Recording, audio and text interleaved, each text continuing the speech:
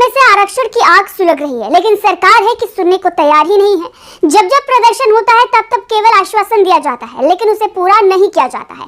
इसी का नतीजा है कि एक बार फिर आंदोलनकारी सड़कों पर उतरने को तैयार हो रहे हैं। मराठा कार्यकर्ता मनोज जरांगे ने शिंदे सरकार को फिर चेतावनी दी है।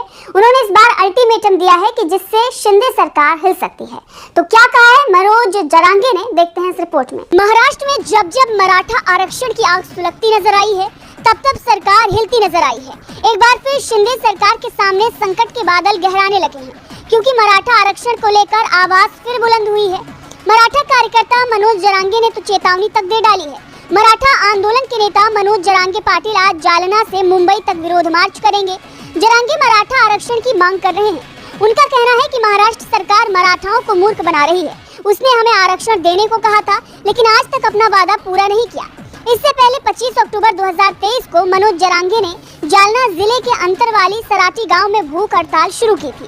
उनकी मांग थी कि मराठा समुदाय को ओबीसी का दर्जा देकर आरक्षण दिया जाए। उस वक्त 9 दिनों में आंदोलन से जुड़े 28 लोगों ने अपनी जान गंवा दी थी।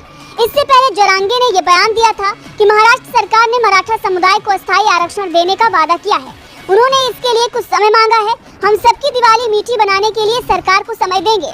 अगर सरकार तय समय में आरक्षण नहीं देगी तो 2024 में हम फिर से मुंबई में आंदोलन करेंगे। अब आपको बता दें कि महाराष्ट्र में सीएम एकनाथ शिंदे की अध्यक्षता में 1 नवंबर 2023 को सर्वदलीय बैठक में सभी दलों ने सहमति जताई कि मराठा समुदाय को आरक्षण मिलना ही चाहिए। इस बैठक में शरद पवार समेत 32 पार्टियों के नेता शामिल हुए थे। बैठक के बाद सीएम शिंदे ने कहा था कि ये निर्णय लिया गया है कि आरक्षण कानून के दायरे में है और अन्य समुदाय के साथ अन्याय किए बिना होना चाहिए। आरक्षण के लिए अनशन पर बैठे मनोज जरांगे से अपील की थी कि वो अनशन खत्म करें, हिंसा ठीक नहीं है, जिसके बाद मनोज जरांगे ने अनशन खत्म कर दिया था।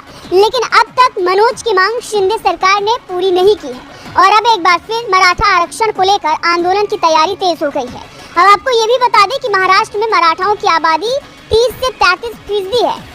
महाराष्ट्र की 48 लोकसभा सीटों में से 20 से 22 सीटें और विधानसभा की 288 सीटों में से 80 से 85 सीटों पर मराठा वोट निर्णायक माना जाता है। साल 1960 में महाराष्ट्र के गठन के बाद से अब तक यानी साल 2024 तक 20 से 12 मुख्यमंत्री मराठा समुदाय से ही हैं। मौजूदा सीएम एकनाथ शिंदे भी मराठा समुदाय से हैं। दूसरी तरफ राज्य में ओबीसी समुदाय भी 40% है। अब देखना होगा कि सरकार चुनाव को देखते हुए क्या फैसला लेती है। डीवी लाइव की रिपोर्ट।